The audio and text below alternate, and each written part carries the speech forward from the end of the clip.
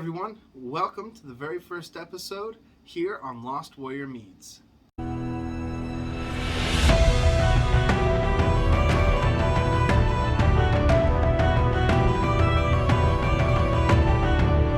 this first episode, we will go over my very first mead making kit. This is a 1-gallon kit from Homebrew Ohio. I'll make sure to leave a link down at the bottom if anybody wants to get this themselves.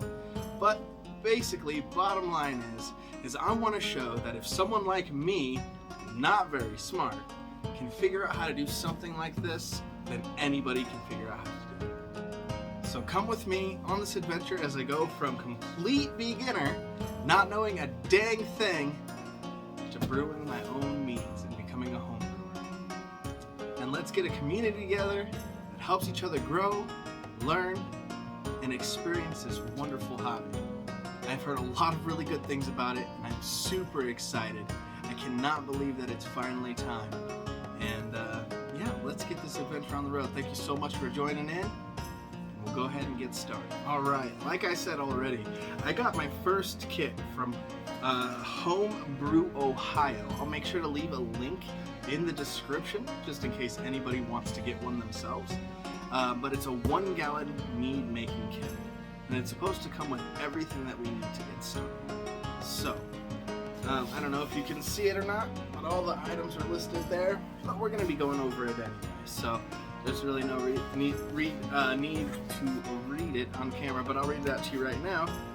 We got a clear 1-gallon glass jug, a 2-gallon bucket, a grommeted 2-gallon lid, mini auto siphon, a siphon hose, hydrometer, a number 6 drilled rubber stopper. I guess there must be different sizes. We'll figure that out as we get other fermenters and things that we're going to use. A 3-piece airlock, a dual scale liquid crystal thermometer. Interesting. Easy clean. I assume that's going to be the sanitation aspect of things. Sanitization is very, very important. Keeping everything nice and sanitized so you don't get any sort of bacteria in your brews. Very important. Camden. I know a little bit about Camden. I think those are going to be the things that help with stabilization to help stop fermenting if we need to. Malic acid, tartaric acid. I don't necessarily know what any of those are, but we're going to find out. Wine tannin powder. I hear a lot about tannins. Anybody know about tannins? Please go ahead and just leave that in the comments, and let me know what tannins are or what tannin powder would be for. I have no idea. So we'll figure that out though. Anything we don't know, we're going to find out. That's the whole point of this, is learning together and brewing together. Yeast Energizer. I assume that helps with, yeast doing its job. Premier Blanc yeast. Ooh, we got some yeast in here already. I actually went and bought some of my own, something that I really felt would work well for the type of meads that I want to make, because I'm going to be making a lot of fruit meads. So I went and got some Red Star Vogue, like Premier Vogue from Red Star. And then we've got instructions and 1 recipe in here. Now, we're not going to be using the recipe that's in the box or that comes with the kit. We're actually going to be using the first recipe we're going to be doing is actually from a channel on YouTube called City Steading Brews. They're a fantastic resource, an awesome couple. I have binged like almost every single one of the videos that they have on there. And I've come to the decision that the very, very first mead that I'm going to make is their Viking Blood 2020. Alright? I'm going to make it a little different than them because of the type of yeast that I'm using. But we'll go over all of that once I actually start putting it all together and making that. This first episode is just to go over the kit and what comes with it. So, we won't be using that recipe at all. But so far, that's what it says that we have. We'll go ahead and open this bad boy up and see what's inside, shall we? Alright, I've got the box sitting right here in front of me. Definitely going to have to figure out a better method to be able to, show all the different meads that I make and how I'm doing it and the measurements and all of that. But as of right now, we're just starting off, so we'll get going here. Let me go ahead and open this box up and see what it's got in it. Handy dandy scissors. Woo. Let's get it. Tear that open, baby. All right, here we go. Yes, let's see what we have got here. Ooh, okay. I see some paper. It's always good to read instructions. So it looks like we have a bag filled with all of the powders that we're going to be using. I don't know if we're going to be using all of them, but ooh, okay. Let's open this bag up. Looks like this is the dry mead recipe. So if anybody does want to use that, I'm just going to go ahead and throw that up real fast. And you can go ahead and pause it. And in fact, I might just put it in the description as well. So in this bag, it's hefty. We have got, let's see.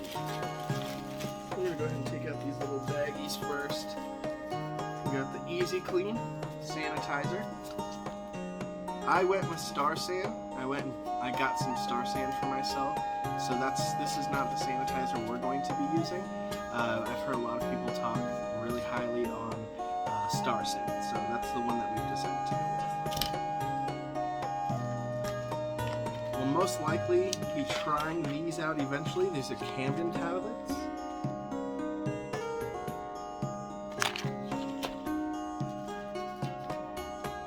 Malic acid. I'm not 100% sure what this is for or what this does, but we'll figure that out together.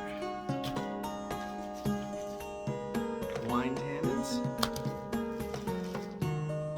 Oh, there's the thermometer they were talking about. Yeast Energizer. I'm actually going to be using Ferment O, so we're probably not going to be using that, and we're probably not going to be using this Red Star Pack. But that's the yeast. We've got a nice Airlock. That's what I'm talking about. I did get a 3-pack, so we'll be using an S shape, and then the number 6 stopper. That's what's up. That's quite a lot in just this little bag here. Oh, and the tartic acid. Yes. So that's it for that little bag. Let's see what else we have. All right. So now we've got this bubble wrap thing here. I think this is the siphon, yeah, the auto siphon here. It must be decently fragile if it's so delicately bubble wrapped. My Lanta, I am having a freaking hard time getting this open.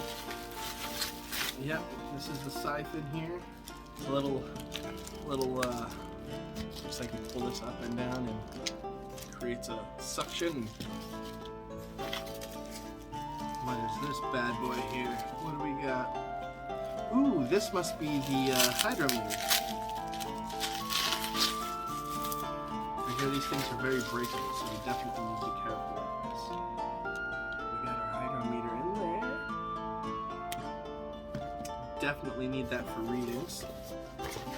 We have our handy dandy hose to go with the auto siphon. Oh, here we go.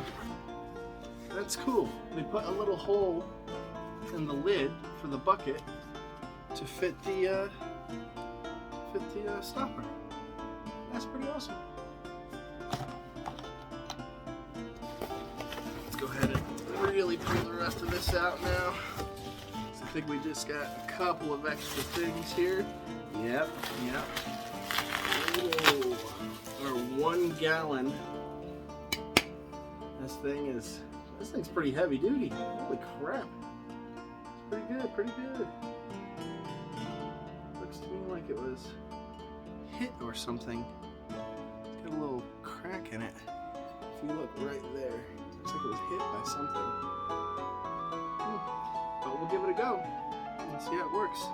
Could just be like a defect or something. And then our 2-gallon bucket, where we will be fermenting our first brew. I'm super excited for this, you guys. Thank you so much for coming on this adventure with me. Anything that you have as far as experience or things that you have learned over time or advice that you want to give, feel free to throw it in the comments. That's exactly what I'm hoping for.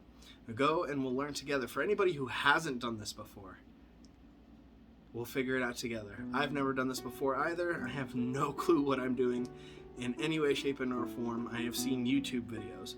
But I do want to give a quick shout out to the 4 main resources that I've been using to learn how to homebrew and do all of this stuff. First and foremost, probably the most watched I have on my YouTube is City Steading Brews. They are a fantastic resource, especially if you're trying to do things completely organic and not have any of the sulfides, like the Camden tablets and stuff. Like if you're not trying to use any of those, or you're not trying to use chemicals and things of that nature, they are a freaking wonderful resource. As far as learning a lot of other things like tannins and acids and how they all work together, doing the most brewing is fantastic, and he sits very coinciding with man-made meads, which is our 3rd resource. And then the 4th resource is going to be Google. And so, if we don't know something, we just Google it. Thank God for the power of the internet, right? Technology, it's a thing. But yeah, this is how it's gonna go. We're just going for it. I don't really know what else to say, but come along. Hopefully you enjoy what you see, and we can get a really nice community going of people helping each other in this wonderful hobby. And most important, let's make mead.